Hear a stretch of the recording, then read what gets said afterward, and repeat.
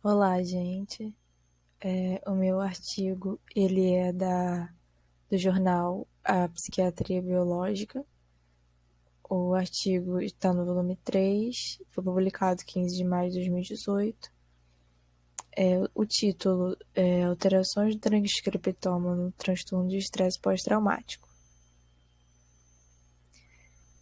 O TEPT, que é o transtorno de estresse pós-traumático, ele se caracteriza por sintomas persistentes de revivência, evitação e entorpecimento e estabilidade aumentada após exposição ao evento traumático.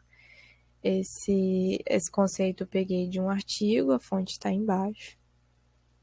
Então, introduzindo ele, o TEPT ele é um transtorno psiquiátrico debilitante com uma prevalência ao longo da vida de quase 8% na população geral. E o sequenciamento de RNA permite que seja feita a análise da quantidade de transcrito que está sendo feito, bem como splicing alternativo, identificação de transcrito novo, microRNA e RNA não codificante. E uma curiosidade é que o maior estudo de associação genômica ampla de indivíduos com TEPT revelou uma sobreposição de risco genético significativamente maior com a esquizofrenia do que com transtorno depressivo maior ou depressão bipolar. Essas foram algumas hipóteses e questões que foram faladas no artigo, que é possível que, embora múltiplas mutações genéticas possam contribuir para o TEPT em diferentes indivíduos, pode haver alterações de expressão gênica neurobiológica subjacente convergente que contribuem para os sintomas de TEPT.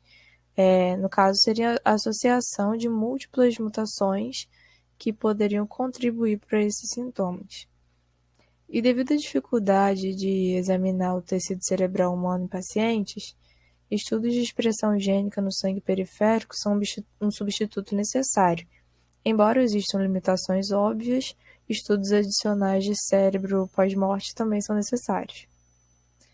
Embora os mecanismos moleculares e celulares subjacentes do TEPT permaneçam desconhecidos, estudos recentes indicam que o TEPT ele está associado à expressão gênica aberrante no cérebro, bem como nas células do sangue periférico. O advento das tecnologias de sequenciamento de última geração nos permitirá elucidar as mudanças de expressão gênicas que ocorrem tanto no cérebro quanto no sangue de pacientes com TEPT, que foram as amostras que eles utilizaram, amostras de sangue e do tecido cerebral.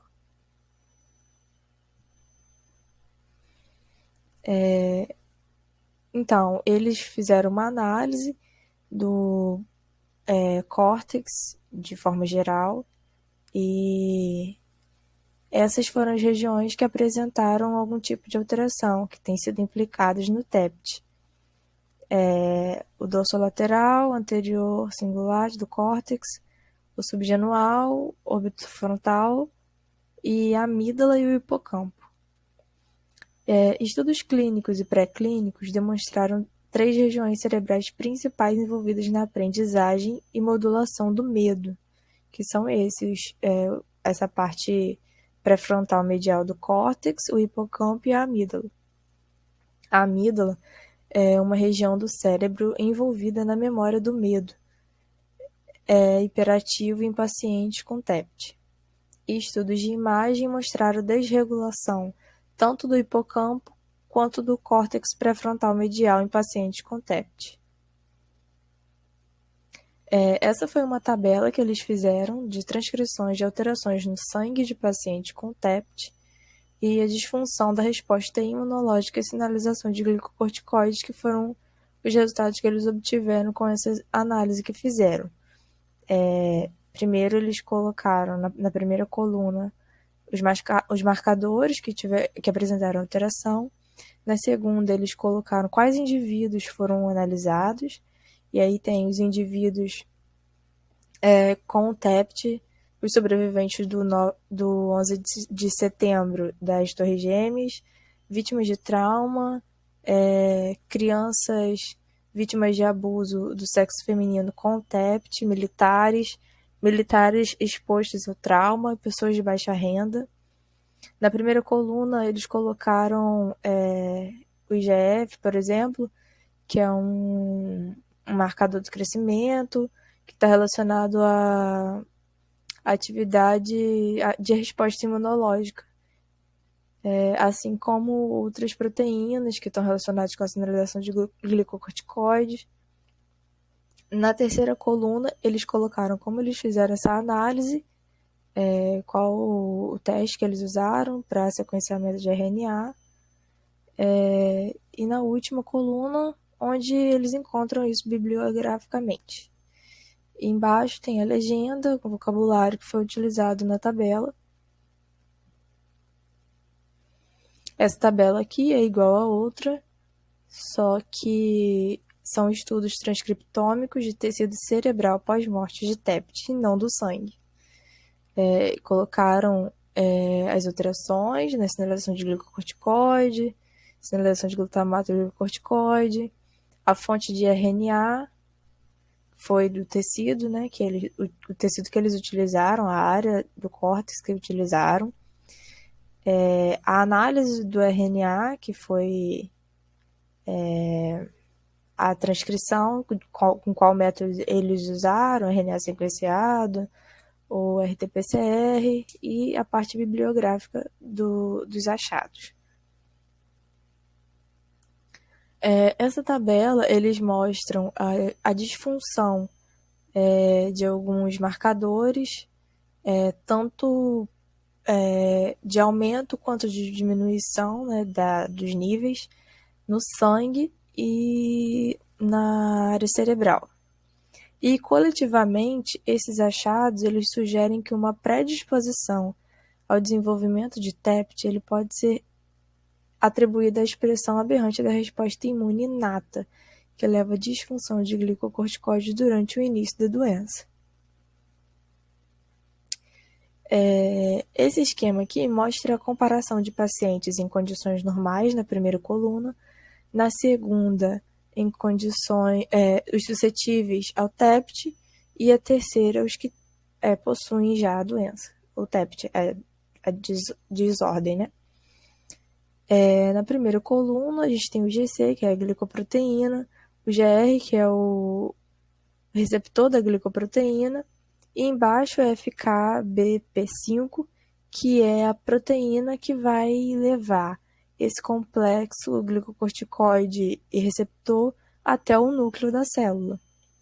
Na primeira coluna, a gente vê isso acontecendo de forma normal. Na segunda e na última coluna, existem níveis baixos de glicoproteína. Então, quando tem esses níveis baixos, a proteína FKBP5, ela não faz esse transporte desse complexo para o núcleo. E aí a gente tem uma hipofunção do córtex pré-frontal, que resulta na hiperfunção da amígdala. E a amígdala, quando ela está em hiperfunção, os sintomas apresentam os sintomas de TEPT, que é a memória de medo aprimorada e diminuição da extensão do medo, diferente dela em condições normais que tem esses sintomas controlados. A conclusão que eles chegaram foi que baixos níveis sanguíneos de FKBP5 e GILZ, que é uma proteína anti-inflamatória regulada pela sinalização do glicocorticoide, em conjunto com níveis alterados de transcrição e componentes-chave do sistema imunológico inato, predizem suscetibilidade ao TEPT. Os níveis de glicoproteína são baixos em ambos os pacientes, tanto os que são suscetíveis quanto os que têm TEPT. No TEPT, baixos níveis de FKBP5 e SGK1 foram relatados no PFC, pós-morte. Isso é esperado com base na diminuição da disponibilidade de receptores de glicoproteína, glicocorticoide, após o início do TEPT.